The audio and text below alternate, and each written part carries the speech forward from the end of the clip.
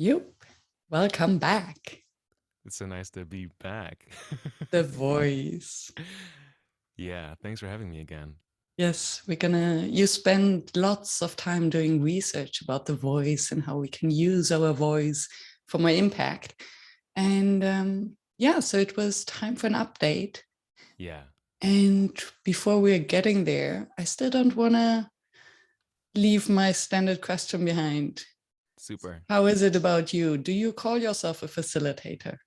I would definitely call myself a facilitator. Yeah. Beautiful. What does facilitation mean to you then? Facilitation to me means checking in with the actual situation, including the participants and the content, but definitely also myself. Mhm. And especially after my recent research, which pointed more towards the source, like us ourselves being also part of the audience. Like we are hosting whatever it is, a talk, a workshop, we're hosting it for the entire audience, including ourselves. And what I've been going to lately as a facilitator is realizing that if I make it work for me, I Mm. make it work for everybody, And then, well, that's not the entire job, of course. Like, you still do have to take the content into account, of course, and then, most importantly, the audience. But this part definitely dawned on me recently. Yeah. It reminds me of something that I recently reflected upon is that in order to create the sense of psychological safety for a group or a person, we first of all have to feel safe ourselves. Absolutely. Yeah. And that's what I hear from what you're saying, that you're the source, the audience includes yourself. So you also need to host yourself, facilitate yourself. Yeah. Absolutely. Yeah. I mean, we're gonna get to this, I'm sure, later on in the podcast. But I've been looking a lot into the way bodies mirror other bodies, and Mm. the psychology behind that. Obviously, it's massively important for the voice as well, but like this translates one to everything, human, essentially, when you share a room, especially. So this would mean that with my voice now, I kind of mirror yours. So you have this kind of soft tone and it's quite slow. And I Well, just catch myself that I might indeed do that. yeah. Well, it may be the case, and listeners can check in with themselves too to see how they feel physically now. What we do is, what happens is, sound is one of the first of the senses to give information to the brain. Like sound and smell are first, then comes, after a small pause, visual information, and then for a long while, nothing much happens. And then only after a while, cognitive stuff like language and stuff like that starts to kick in. So what happens is that smell and sound strongly influence how we perceive whatever somebody is communicating, or rather, the entire package of what that Mm. person is communicating to us, right? So I'm kind of like coating my language, and like you see me on the screen, um, and you just told me that you're gonna put it on YouTube so people can check it out too. Yes. Well, um, you kind of like perceive all of me now through a coating of sound, really. So what your body does, um, is it mimics in itself what it would be like to produce a voice like the one you're hearing, right?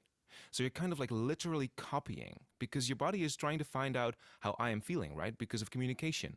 You want to know, as a human, like in being in conversation with me, you would like to know, consciously or subconsciously, how I am feeling, right? How I'm doing, what I actually mean, what the subtext of what I'm saying is. And one of the main clues here is sound. So, in order to get that Mm. information without asking the words, the body can fix it another way, which is instantly copy it without ourselves even being aware of it, and then interpreting, using that, I mean, to interpret what this other person is saying. Yeah. And I think it's just kind of an old instinct of survival. So I want to know how you feel because I want to know, am I in danger or am I safe? Right. And I remember from our last conversation that you said that we can read someone's voice as we can read a body language. Yeah. So this is also kind of linked to this. Yeah, absolutely. Do I did. hear something that could put me in danger in your voice? And do I have to act accordingly? Yeah. And this puts us back to this facilitation question, right? Because we also like these are potentially obvious dangers, but opportunity and ease, right, are also states that we can communicate this way, right? So if I start, um, this brings to mind perhaps like job interview studies. Like there's been a lot of study around the topic of effectivity of job interviews, right? Mm-hmm. Um, much more than any other conversation type, I would guess, based on what I know now. And what all of these studies have in common is that the outcome is decided within seconds of its starting. Now, obviously, you're not going to get to any content within seconds of a conversation starting, so it must be something else. And since sound is processed by the brain faster than visuals, right? I'm guessing that the voice has a massive impact on decision making there on the Mm. end of the interviewers. Yeah, which reminds me of the book. I don't remember her name about with the dominant posing.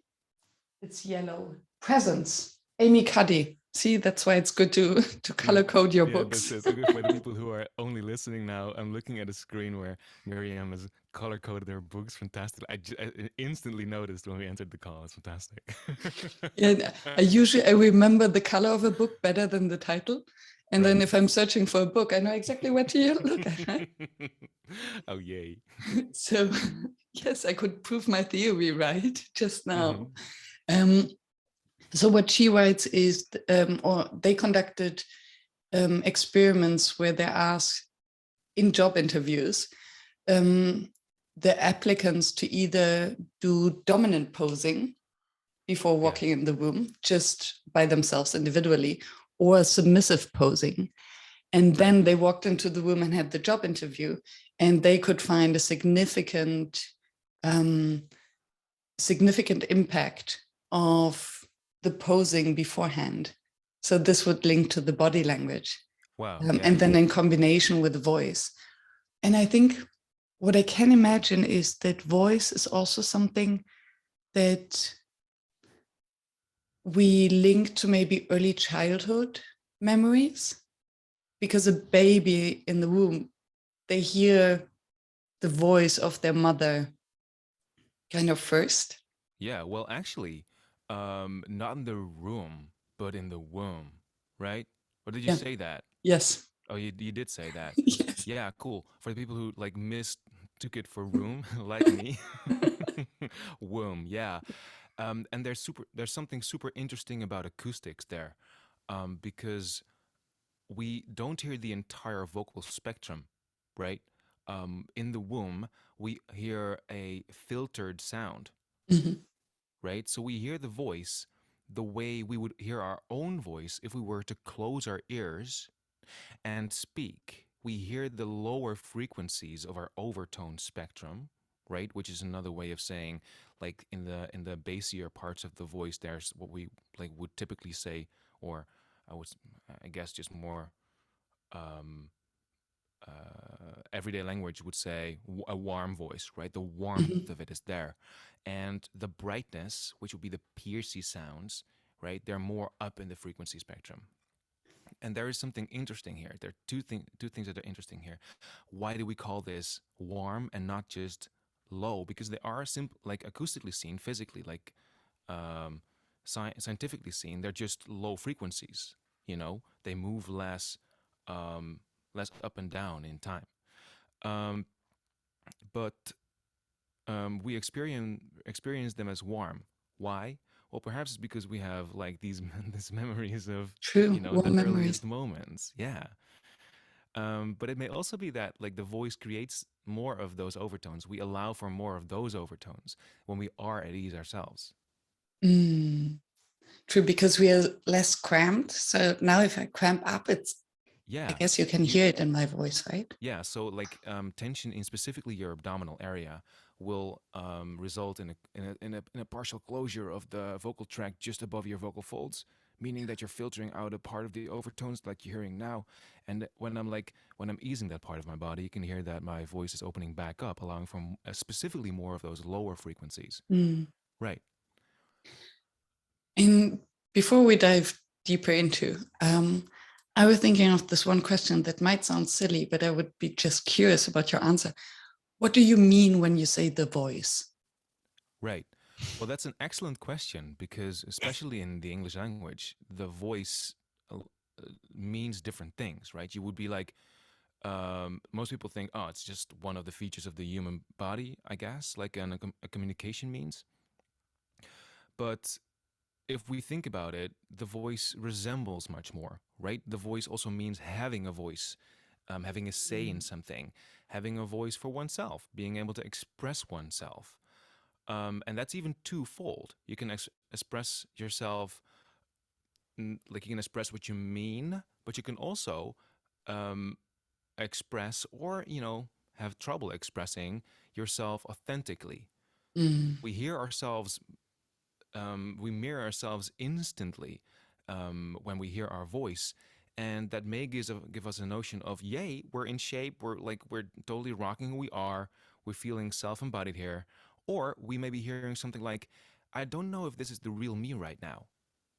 Somehow I feel limited in my expression of myself. And this can be, you know, and that's immensely powerful. But when I say the voice, I typically mean, for starters, the actual sound made by the human body, Mm. right? Um, because that's you have to start somewhere. So vibrations in the air that our ears register as sound, it's made by our vocal folds that are in our throat that are aided by 40 plus muscle groups in the body. That's the voice to me as a starting point. And then in the second row, I would say, is everything else, how the voice works on us and in the world, what it evokes. Now, in doing vocal work, right, like in Mm. studying one's own voice or improving voices, these two different dimensions of the voice cannot be separated, right?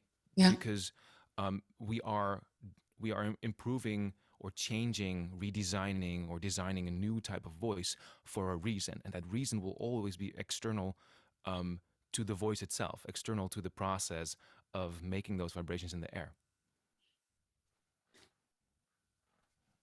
And Yeah, it almost sounds as if this might be the title of the show: How to Use Your Voice to Have a Voice. yeah, yeah. That may be true. Well, that's a Because, perfect way of summarizing it, really. right? Because from what I hear is how can we use our voice to really express our full selves that is beyond just the words we're speaking out. Yes, and I will even extend it to when you use the voice to express yourself truthfully, like the authentic self that you would desire to be in that situation. You facilitate finding the right words because you facilitate ease of mind. Mm, bam, yes. We use less capacity, less brain power to kind of fake something or to squeeze. Exactly. Yeah. You're essentially just limiting anxiety or Mm. countering it, really. And this is science, by the way. This people have studied this in the course of singing, right? Because there's been two studies conducted in the UK where they looked at the chemical components of participants' blood before and after singing. And since singing and speaking is more or less the same, right? Like there's only aesthetical differences. The physical process for the body and the mind is the same thing. Um, the I forget what these exact cocktail like what I'm bad at remembering hormone names essentially and chemicals names, but basically a combination that makes us happier, more at Mhm. ease, and is serving as an antidepressant and anti-cancer medicine. Wow. So it's Yeah. basically the cocktail of serotonin and dopamine and endorphin, all these There you kind of go. happy hormones, right? Yes, you have this. You have this. Fascinating. Yeah. And And then I, think about what that does to anxiety limitation, right? mm, Yeah. and that's why singing is so healing, I guess. Yeah, So, well, I will put it like this. It goes for speaking too, but since we sing less, um, there's less motor like automation going on, right? Since we do speaking all the time, and we've been doing that for years, it's hard to just do something new.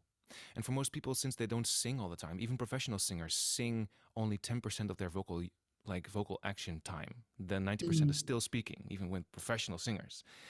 Um, you can imagine that like singing is extra powerful because it's easier to do something new essentially. and what comes to my mind is, so I'm a terrible singer. Um, I really am. I don't even sing under the shower.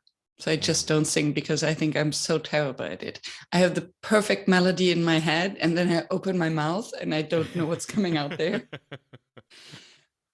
And what I realize when I do sing and it makes me happy is that in order to get this full power out of my mouth, I really have to put it all in. So it's like speaking very loudly with lots of energy, and then it becomes a kind of singing. And I can imagine that this therefore relates that we're using the voice in a different way when we're singing because we're just taking more space, literally. And our entire body posture changes because when I sit like this, I cannot sing because my body doesn't have enough space to, and I'm cramping up for those who don't see the video. I don't have the space for the voice to really Yeah, expand. yeah, like it does. You're saying like a couple of interesting things there. Let me say that the thing that probably goes for most people is the not crunching part, Mm, right? Because what you do when you sit up straight, which is like I typically use the example of placing the weight of your head over your sit bones, or over the heels rather than the toes, right? mm, And then directing the chest not towards the ground, also not straight ahead, but rather um, to the first balcony is what I typically say because I typically work with professional speakers and singers. And if you're on stage in a theater, right, the audience is slightly below you, and there will be one or two balconies overhead the main floor, and the first balcony would be slightly above your own level, right? And you're directing yourself to those seats because in bigger traditional theaters, that's where the most important people are seated, mm. right?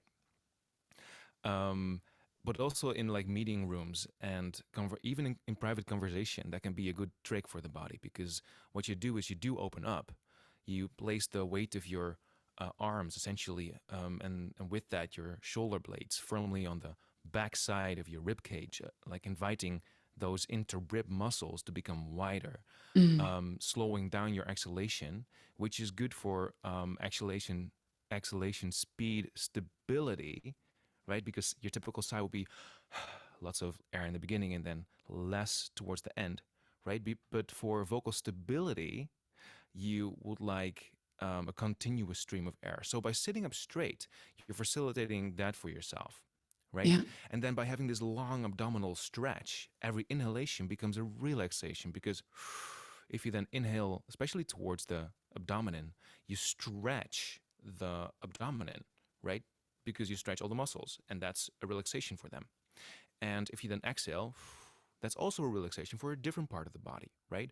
So the reason why you experience that liberty when you are positioning yourself like that and trying to sing is partially, and I would perhaps even say mainly due to the fact that you're facilitating your one of the main ingredients, which is your respiratory cycle, your exhalation, your inhalation. Yeah.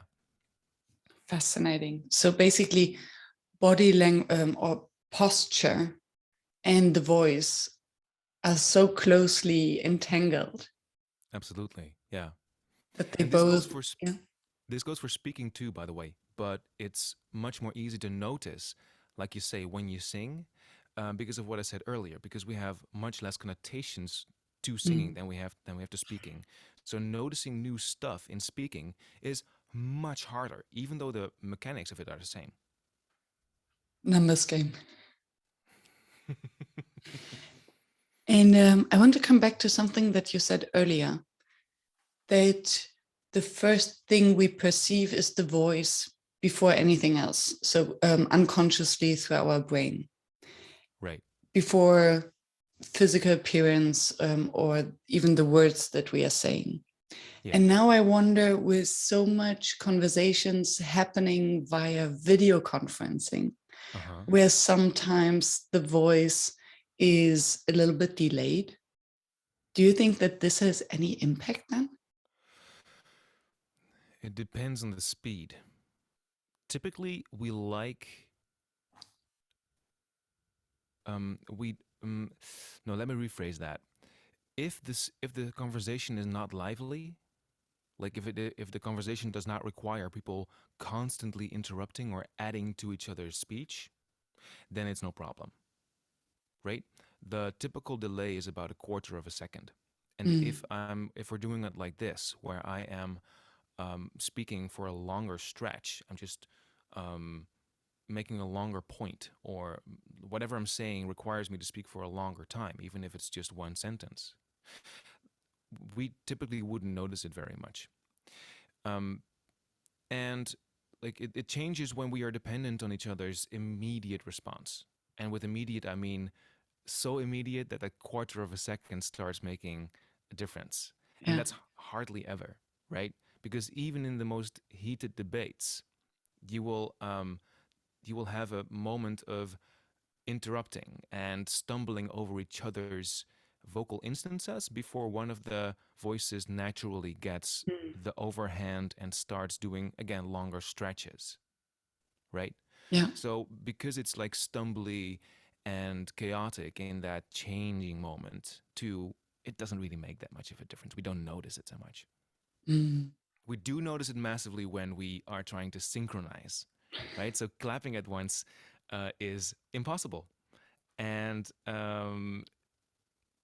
again, I did some, especially during lockdown, I did some remote vocal training, and I had to refigure my entire work, like way of working, because I typically play the piano to whatever people are doing, to facilitate um, their split second to split second development. And I couldn't do that because obviously a quarter of a second is more than a split second, so we couldn't synchronize. interesting. Yeah, The challenges one might not be aware of yeah. But working from again, home. Yeah. for speaking, don't worry about it. Like Mm. it wouldn't typically interfere so much. And it seems to me, well, I have questions regarding personality types and different kinds of voices. And I remember that in our last conversation, we did speak about shy individuals. Right. And then maybe you can remind me and the audience, how can a shy person, or is it possible to train the voice to have more impact, or a shy person to take more space through their voice, through voice training only? Or is this something that is related to confidence or opening the body to just increase the, the space of resonance? Well, you are asking a fantastic question. Thank you. The answer is unfortunately both, because these two aspects that you rightly address are two sides of the same coin. And what works for one individual might work better the other way around for another. For typical, like basic improvements, that is, right? And I'll stick to those.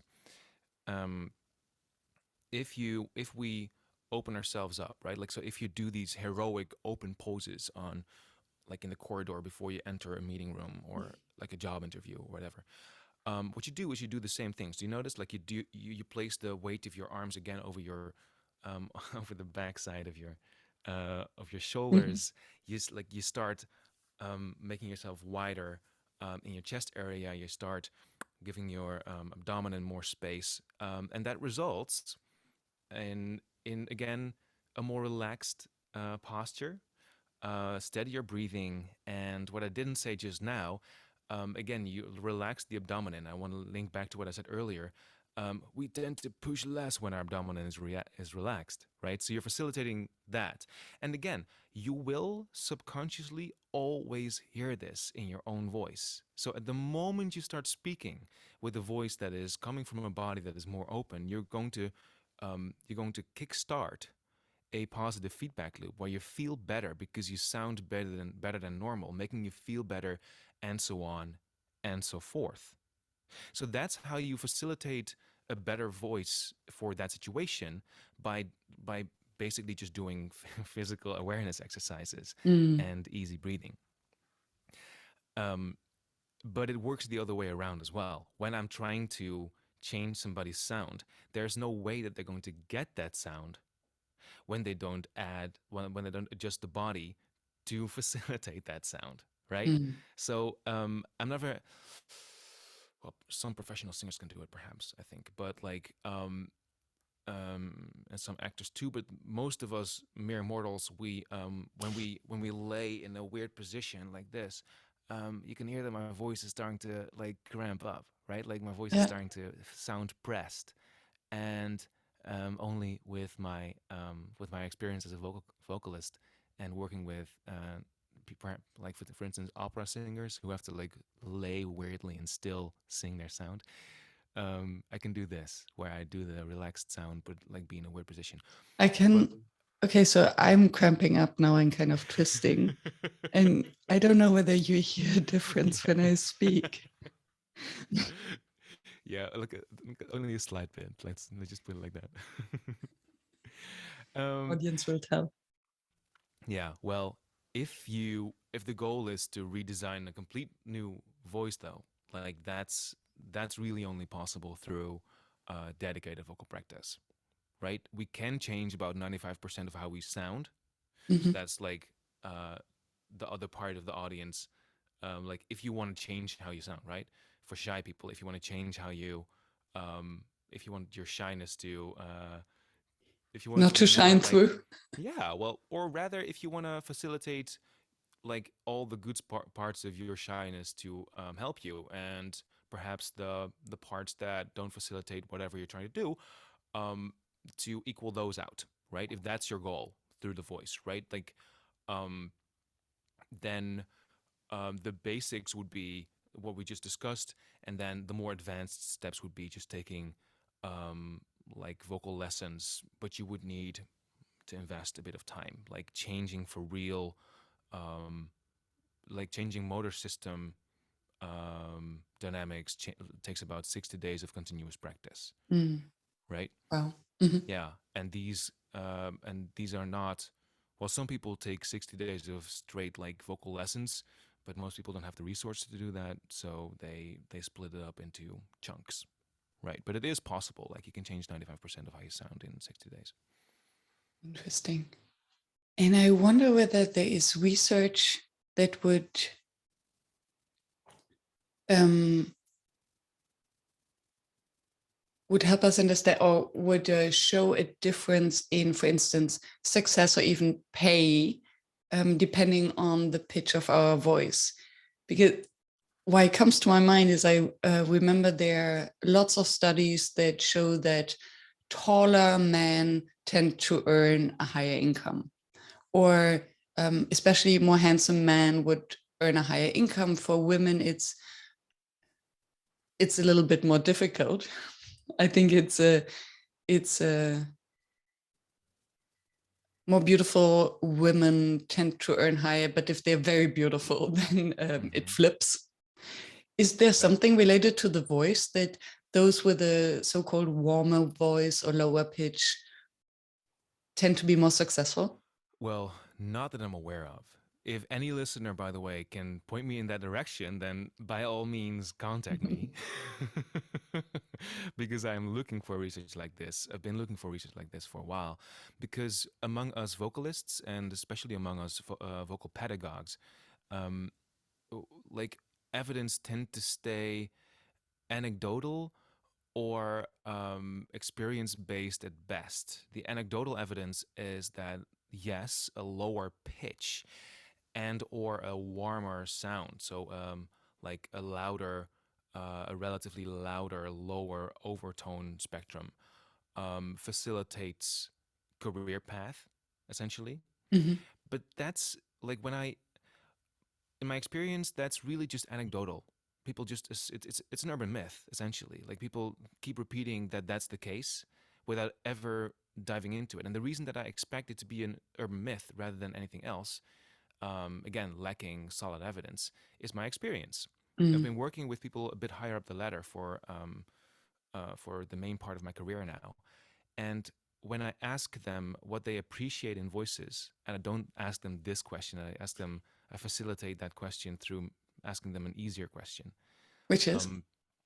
Um, yeah, it's no secret. Name 5 voices that you could listen to forever, and name 5 voices that you want to switch off immediately. Hmm. That will give anyone a clear, sort of like a clear indication of their own preference, Hmm. and it will give a trained professional like myself enough information to guess what this person likes best.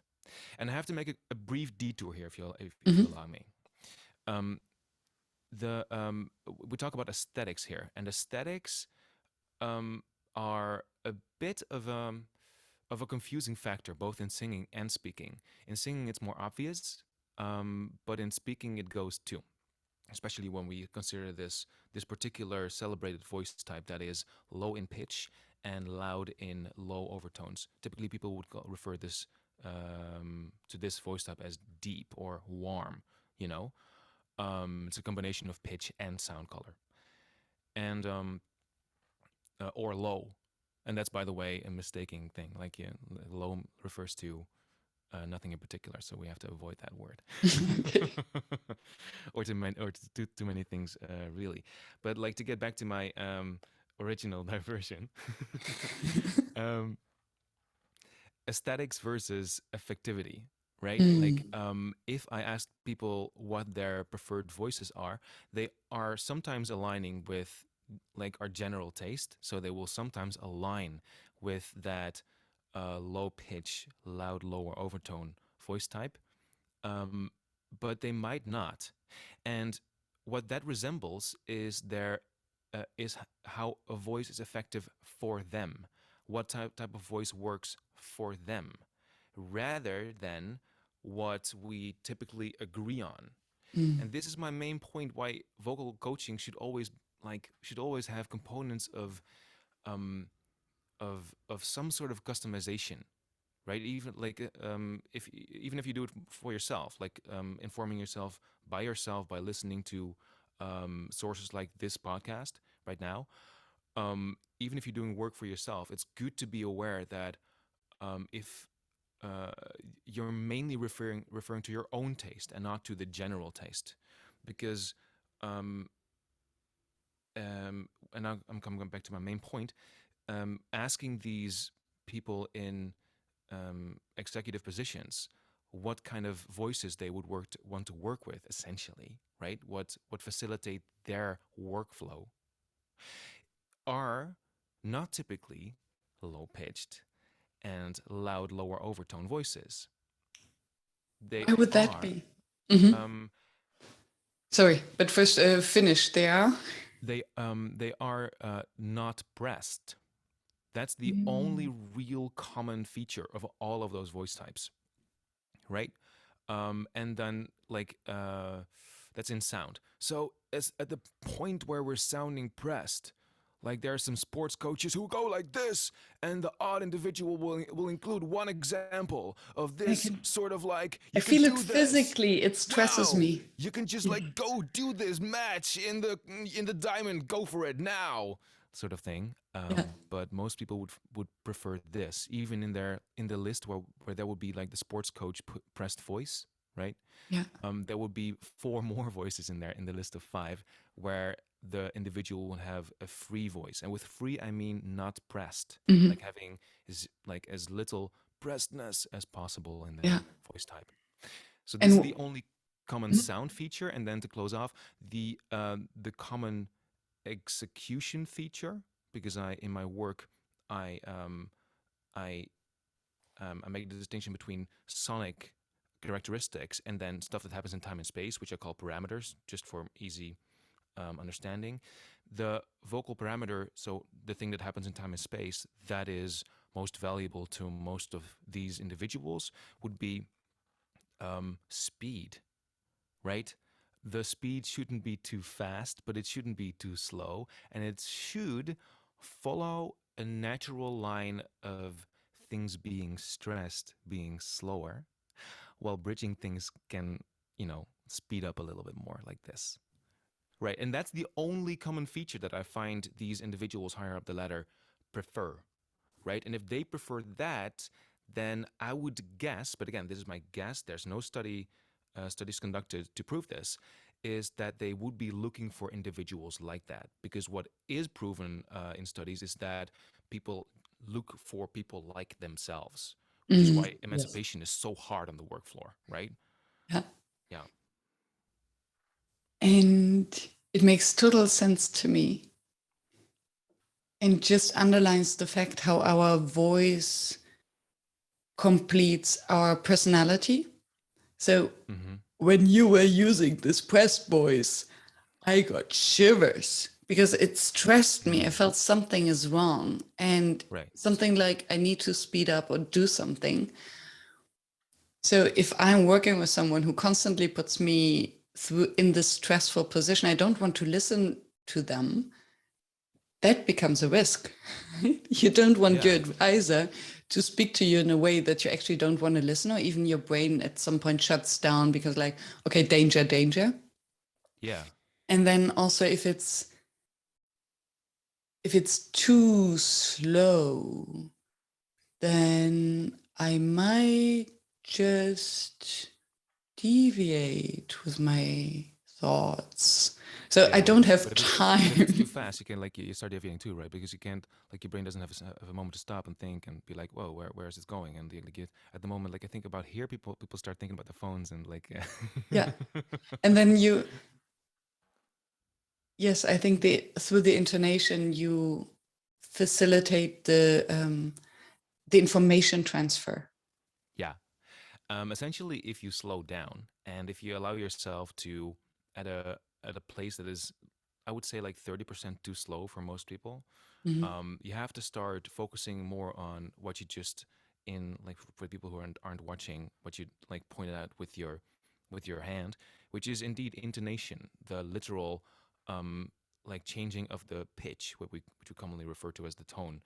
Um, not just that though. So the pitch changes. So if I go up, I'm doing something different than when I go down, right? Mm. But when I am slowing down, you can hear that I'm Mhm. more dependent on my melody in my voices. So my alteration of pitch as I move through my sentences, because Mm. I need that to keep my audience on board. And then the cool thing is, um, people typically don't notice this. So um, when we slow down just a nudge, we invite ourselves, we facilitate our own better speaking, our better making use of vocal uh, execution parameters that, we don't even have to start thinking about. We just do it, you Mm. know?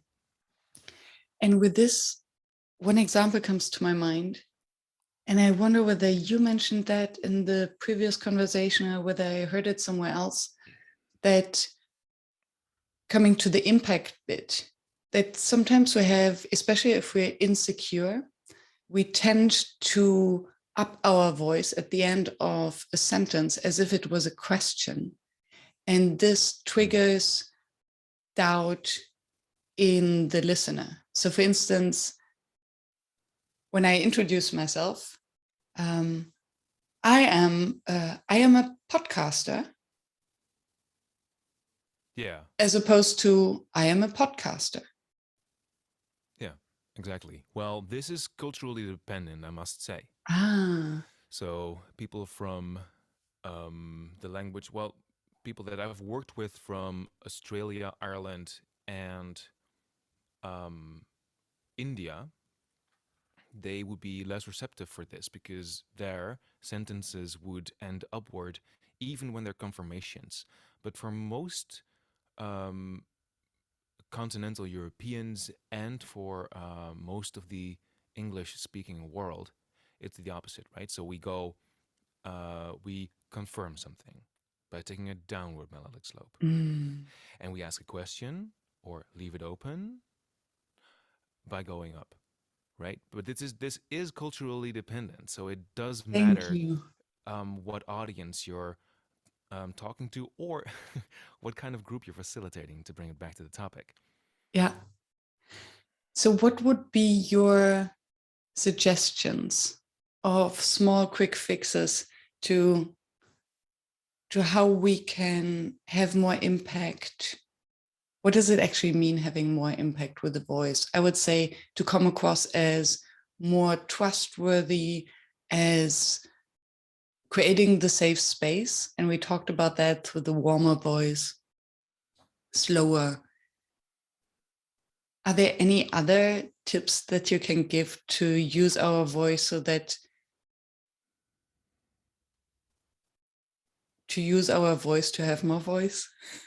Yeah, thanks. I will give a few tips, but before that, I want to pause at the point where you said have more impact with the voice, which you then rephrased as, in my own rephrasing now, as having more of a voice, right? Mm. These are phrases that people typically use a lot, right? Also in acting and most presentation training programs that I know of use a phrase like that, and it's pretty vague if you don't specify. So I want to pause here and do specify what that means for me, because even for those people hosting those trainings, it's often not that clear what it means. Because and listeners might not know this, but like modern vocal training is a relatively young field. Like it only started developing in the late 80s, replacing centuries of tradition only gradually, and it hasn't. This is by no means a process that is finished. So most vocal professionals will still use traditional methods where things are more copy paste or try to like copy what some like the professionals doing um, rather than rather than anyone in the room really knowing what the voice is, how it's made, how it works on individuals like the speaker, the singer, but also the audience in the room or on the other end of a microphone, right? So that's the place where this confusion may come from.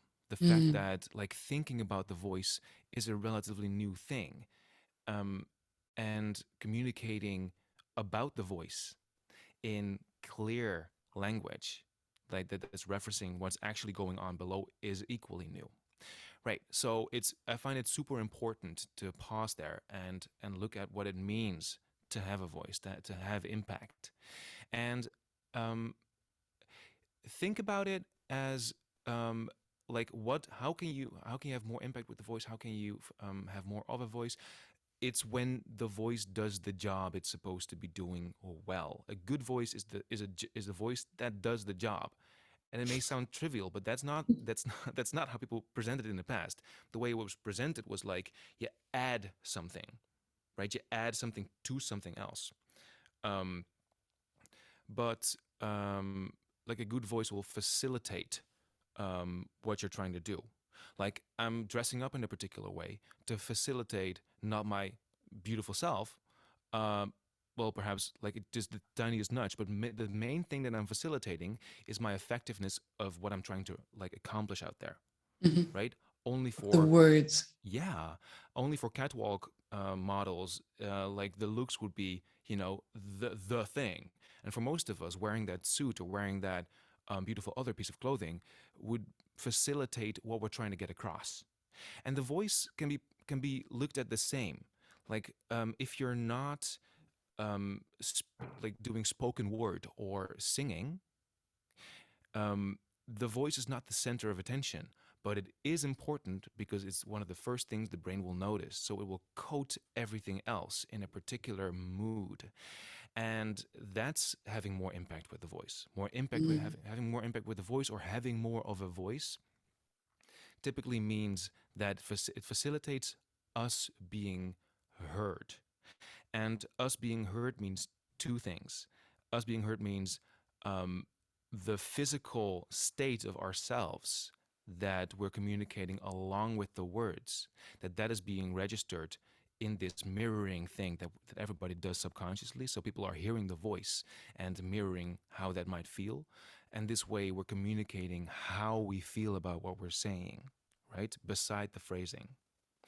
And then um, like a good voice facilitates the actual language being registered smoothly, right? Because again, if I'm pressed, like your brain will have a harder time registering what I'm saying, just mm. because your body's like, no, man, no, no, no, no, Yeah, no. yeah. So yeah, if I'm like, and that would explain why most of these individuals higher up the ladder would prefer a freer voice type, because it facilitates easy communication, and that's what we're trying to do, right? We're Mm. trying to get information across, and we're trying to simultaneously emotionally reassure one another that we're on the same page, Mhm. that we're part of the same team. Yeah. We spoke about the shy people, shy individuals. And I think the other group of individuals that might suffer in group context are the Yeah. dominant. We call them dominant voices. What Mm-hmm. we often mean is are individuals who speak to think or would speak too much or interrupt others. Mm. And I wonder if this is my personality type and I am aware of that, how could I use my voice, like the vocal cords, in a way to maybe counterbalance the negative effect? I'm not quite sure I understand the question entirely. Can you Thank you. rephrase that for me? Yes. So thinking of the shy person who has a shy personality, there's nothing we can maybe do about that. Maybe we can, but that's not topic of our conversation. Mm-hmm. And you explained that through body language and opening the body and just giving the voice more space helps the shy person to be heard in a more Right. effective way. Yeah. And now I wonder if we turn it around and look at the person who would take too much space Mm-hmm. with their personality, Yeah. could there be tricks to use the voice so that their personality is less Yes. Thank you. intrusive? I understand it now. Thank you. That's an excellent question. I do get that a lot too, from especially from people who are real like doers and got to a particular point in their career just because they're so great at achieving things, right? Um, People, but then these people would be stuck, right? Because like at one point you need to get everybody on board, not just the people who want to run. Mm, Um, um, Essentially, what I would invite them to do, as well as the shy individuals, really, is to imagine the audience. Assume that they're going to be copying how you feel in your body, um, based on your voice type, and ask yourself the question: how do I want? Like, who is this person? Where are they coming from? How do they want to feel? Or rather, how would I want them to feel? Right? So with this dominant individual, they would typically, well, one of the things that I see a lot happening is they don't get their entire team along. And this mm, is a problem for them because they're doers. They want to achieve stuff, and then half the team doesn't like get on their train. Um, And um, what what I would recognize or realize when I would try to embody how they feel, not like jumping on my train, and then asking myself the question: how do I want to change that? How do I want them to feel? The answer is almost always at ease in the basis, like feeling at ease. And that doesn't mean lazy. Mhm. That just means no stress. There's nothing there's no anxiety breaks, and anxiety can fire in the first bit of it, of stress happening. But on the mid and long term, it definitely slows processes down. It becomes like something, a blocking factor, right? And that's what I mean with ease. Um, it's the place where you're trying to be in this in the flow state, essentially, right? Mm. Or facilitate, like, getting close to a flow state with your individuals that you're trying to um, get along through your voice, right? Yeah. And how that translates to voice, because there will be some listeners who are like, yeah, sure. uh, Give me some actual clear things that I can hold on to. In the voice, that just means what we've seen earlier. It means not pushing, not the slightest bit, and adding to that, not being not being too loud, right? Being loud like freaks people out sometimes, right? Especially the shyer individuals would feel freaked out. This is a free voice. I'm not pressing, but I'm loud, right? Um, and notice how when I am medium loud, which is like just the tiniest bit louder than my conversation voice earlier, because I'm super close to my microphone, I don't have to like be super loud. This is my conversation level of being in a medium large meeting room, right? And now I'm going to stress something. Mm. You can stress stuff by making it much softer than your mean um, loudness, right? So it's to all of those people who are um, like bigger personalities, doers, people who are like and who are, I would typically like guess based on my experience that these are people who would stress stuff by making it louder, stuff that they want to get across, making it louder, making a point, doing something like this, even if it's subtle. But if they would do the same thing, making it softer, you would like lure people in. People would be like, oh, I'm getting closer to this table. I'm getting closer to this speaker. Even getting closer to my machine that's playing back the audio. Oh my God. You know? Um, yeah. So that's I think in a nutshell, well, that's a longer story. So in a nutshell, try to like embody what the other person might be feeling like. Try to really, really copy what you're seeing happening. They're drifting away. Your communication is not working. Try to imagine what that would feel like. How are they feeling?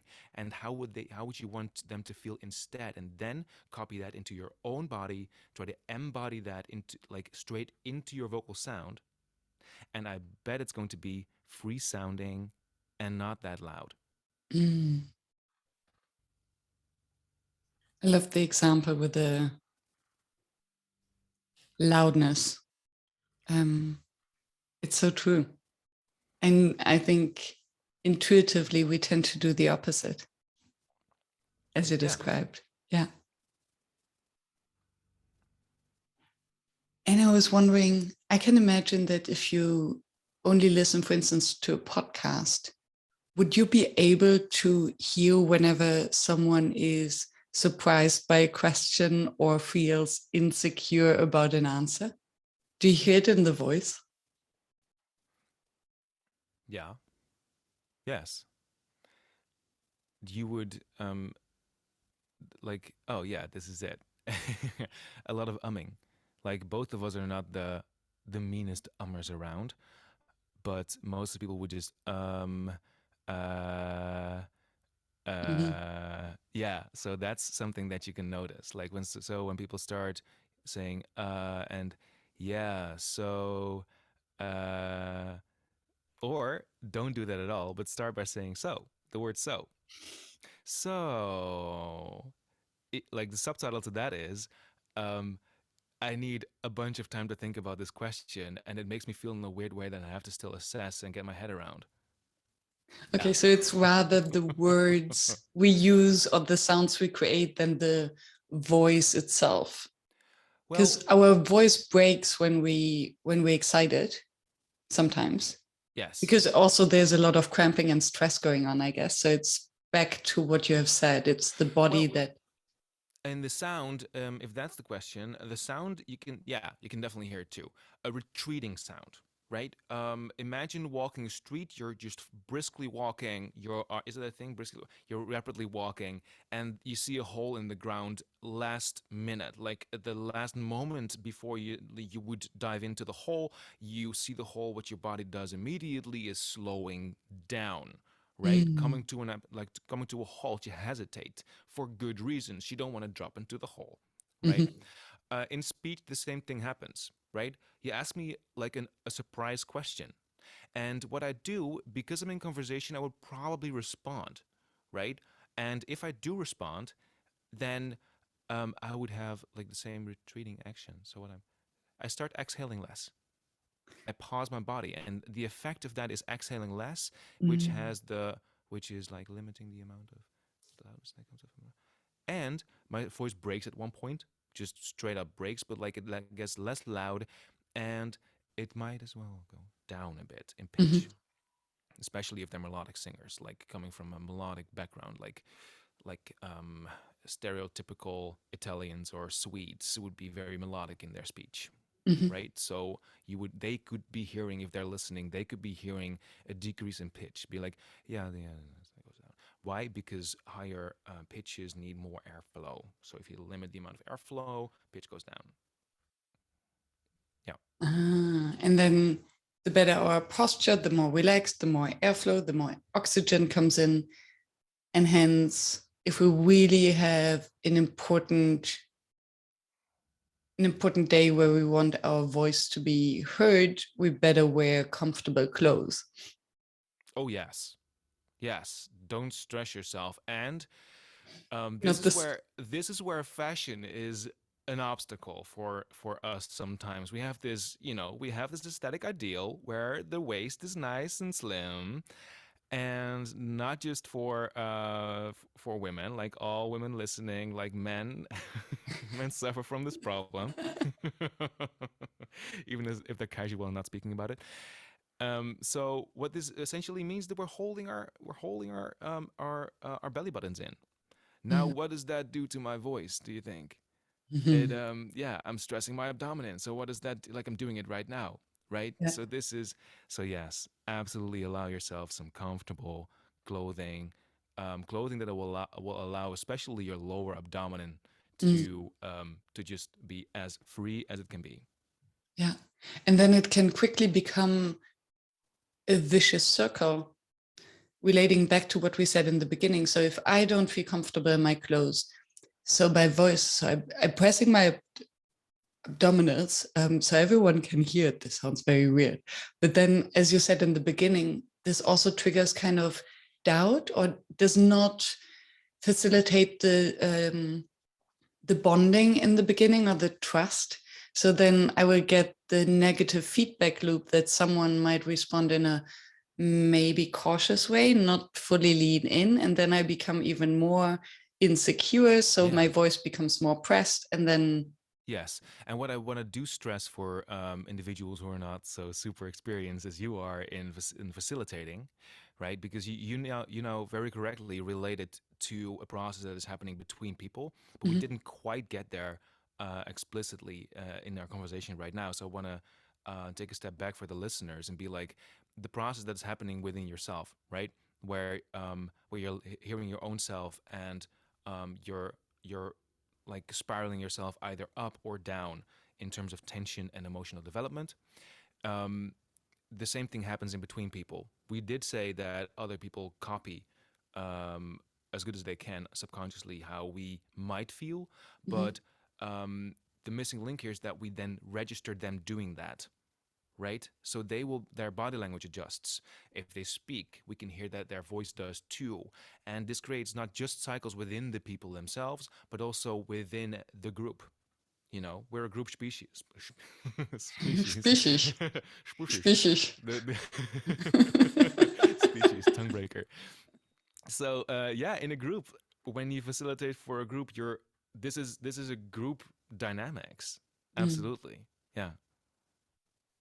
So it becomes even more important as facilitators to invite our groups. Okay, although you might wear kind of very formal clothes at work, if you come to this workshop, please wear something comfortable.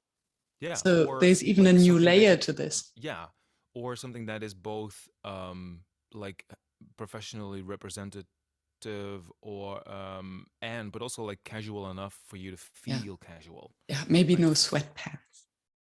yeah. Yeah. um let's you just said something that made me think about something. Let me see if I can um recall. Yes.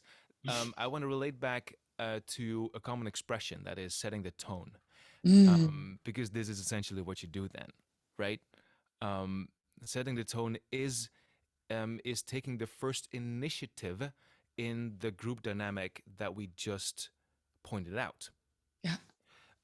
And tone is a bit of a weird word. It's referring to sound color, to pitch, to atmosphere. You can have tones of color, you know. Um, so it's a bit of a word that like in clear communication should be avoided, but because it's a common expression to set the tone, Mhm. I want to refer to what we just I want to use it, right, to refer Yeah. to what we just said in terms of what happens in a group. Yeah. True, because tone is also almost like an implicit norm. To set the tone is to Right. exemplify the culture we want to Yeah. see more of. Yeah, but in the group situation of a workshop, that's very much desired. As Yeah. facilitators, it's our job to set the tone. And not just to set the tone in like the second minute, because that's too late. We have to set the tone immediately.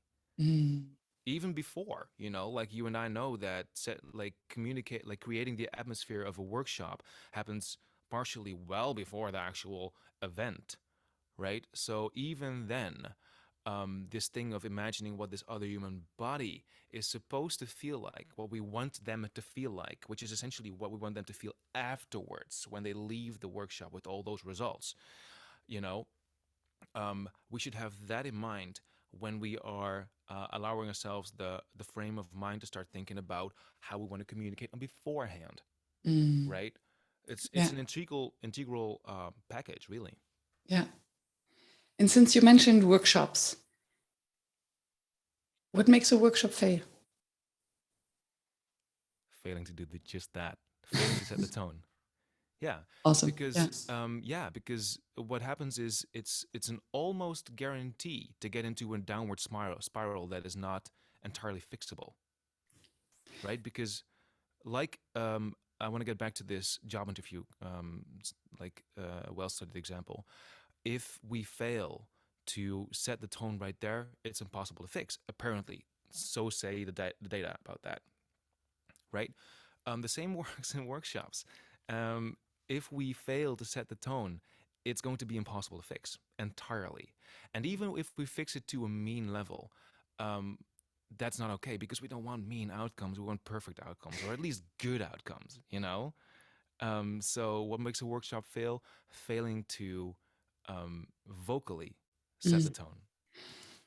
And I would like to emphasize that because in the among facilitation geeks of workshop facilitation, very often we speak about creating a safe container. So it's all about psychological safety.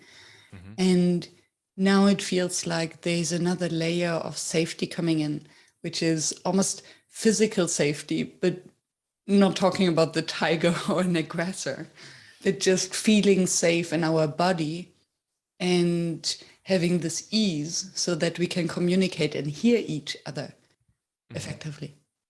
Yes. Thank you for pointing that out because it allows me to point out that the voice is never working in isolation. I I was um, I visited a year ago. I visited a workshop in some sort of body work, and it stayed with me because the first thing the host said was, "Okay, everybody, I am unsure of what I should say now," and he went on for at least 2 to 5 minutes about how insecure he was.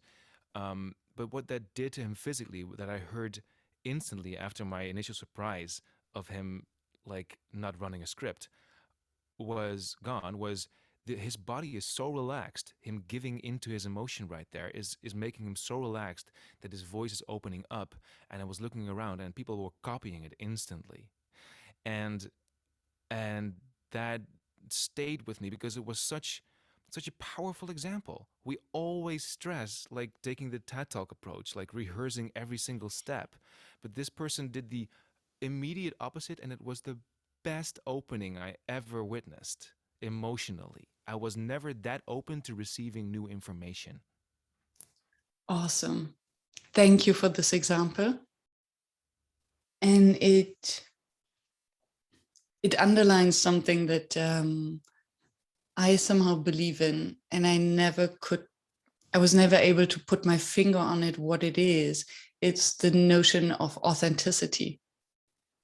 Yeah. Because I think if we're truly authentic, we're not cramped, we're at ease because we're Yeah. not wearing masks, we're not trying to pretend no TED Yeah. Talk style. Mm-hmm. Exactly. This brings me back to the what I meant earlier about this aesthetics versus a workable voice example. If we want, like, if we would want to copy what we think is right, what we see aesthetically happening in that TED Talk video, that is not us. That is something else, right? If we ask ourselves, what do I like? What is resembling my taste? And that's even just like that. Those are those five voices that we can listen to forever. Those are our taste, right? Mm. And if we then do that, we are facilitating our authentic selves. Mm. So, dear audience, go out there and just dare to be you, because this will be the most effective strategy. Mm-hmm. What is your number one facilitation challenge?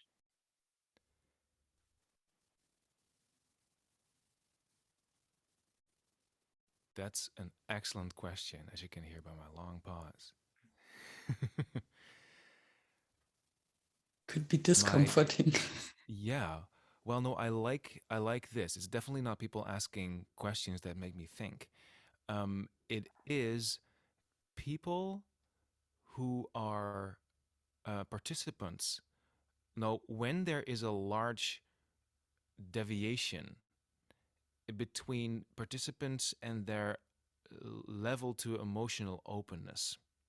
Some groups will be groups tend to be somewhat coherent, right? They will be from like people will work in the same team or will live in the same town or you name it. People will be a group that knows the group dynamic, right? People will be more or less alike, even if it's incorporating very many different individuals who are experiencing very different authentic selves for themselves, right?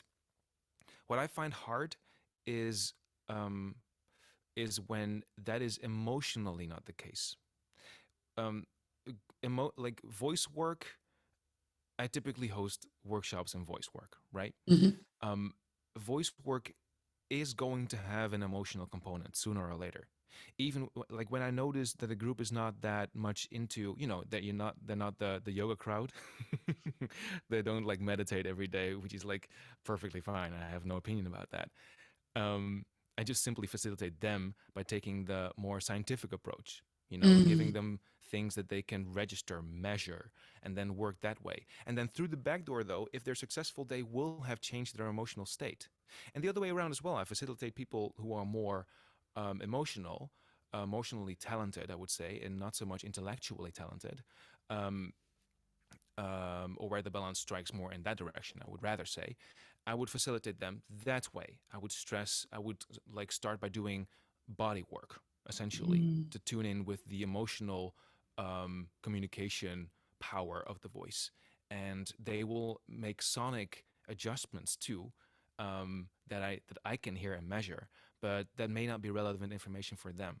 Now, what I find difficult is when when in one group there is one individual that is completely different from the rest. If Mm. both groups are represented in one group, it's no problem. I just explicitly say that.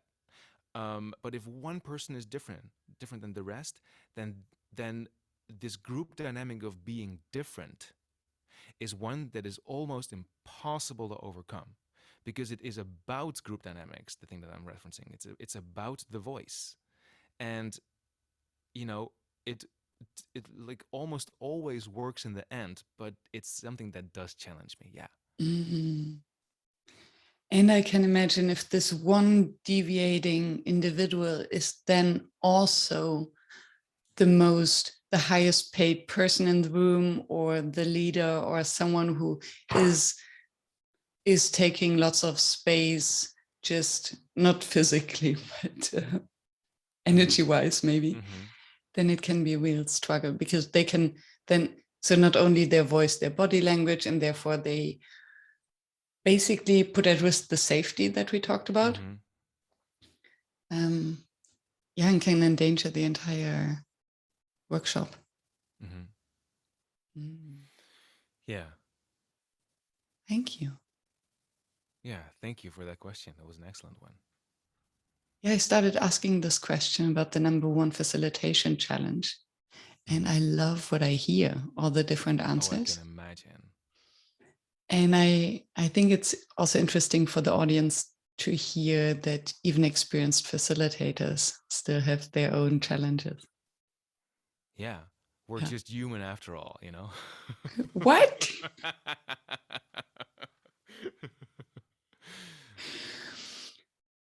You, is there anything that we have that you would have liked to share but we haven't touched upon?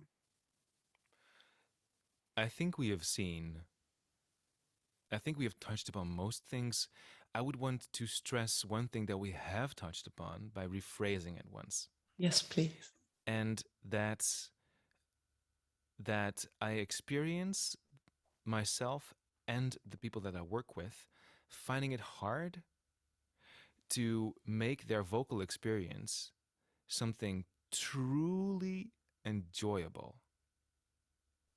because it can be, right? If we ask the question, how do we want these other people to feel? How do we want us to feel ourselves when we are in the role of a speaker? In any case, it doesn't matter if we're on that stage or in that meeting room or having that private conversation or, wherever.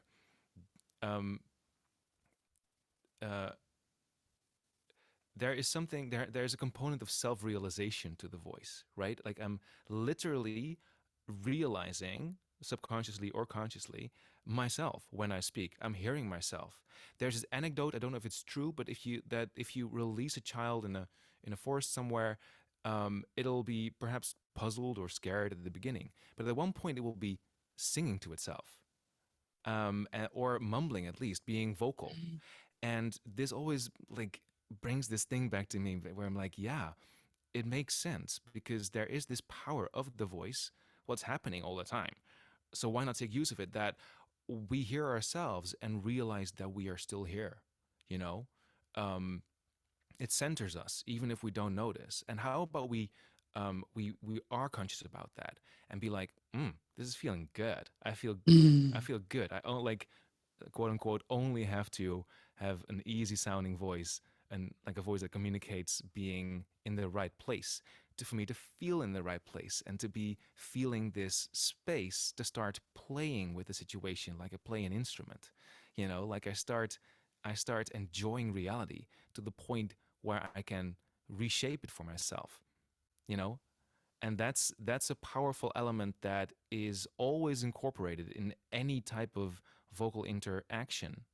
And since we talk all the time, this might as well be something to consider for people. Like when Mm. when we're facilitating, I usually take a split second to enjoy the fact that I'm there and I'm sounding and I'm like, yes, this is the perfect. Like I'm so glad everybody's here. I'm so glad I am here. You know, and I notice myself starting to do this in other places too. even just at the counter at the supermarket, or having a phone call with a random stranger, or a friend, like having like talking to a friend on the phone. Many of my friends live Mm. abroad, and I'm like, oh, I'm so glad that I'm hearing your voice. I'm so glad to hear me reply in an open and free embodied space. And you know that may be taking it that may be taking it a bridge too far for some individuals, but like that's something that I enjoy so much personally. And when I see that, like, that feature of being human essentially being opened and available to other individuals, I see them reacting similar. So that's something that I wanted to restate. And thank you for doing that. What I could immediately see and sense is how when you showed your gratitude for your voice, the voice of your peer, whether it's at the supermarket or your friend, you open up your smile. So what I realized was I can imagine how effective it is, and I might put some sticky notes here and there as reminders, because it's a gratitude practice. Mm. It is self-appreciation and appreciation of the other, Mm. voiced, so outspoken. So by showing your gratitude, your appreciation to hear someone, you're allowing them space, you're allowing yourself space. So you're instantly creating this kind of safe container, and you're practicing gratitude, all of these things that scientifically proven fire up these happy hormones. Yeah. Yeah. Very well put. Oh, thank you. Wonderful. Thank you so much. Yeah. And If thank you anyone so in the much. audience wants to learn more about you, I put the links in the show notes. And you also recently started your own podcast about the human voice. Yeah. And That's true. and I'm looking forward to your Never Done Before workshop. Yeah, me too. And if people have just random questions about the voice, always feel absolutely free to go into my website that you can find in the show notes and ask. Yes. Thank you. Dum, da, da, dum. The end of the podcast.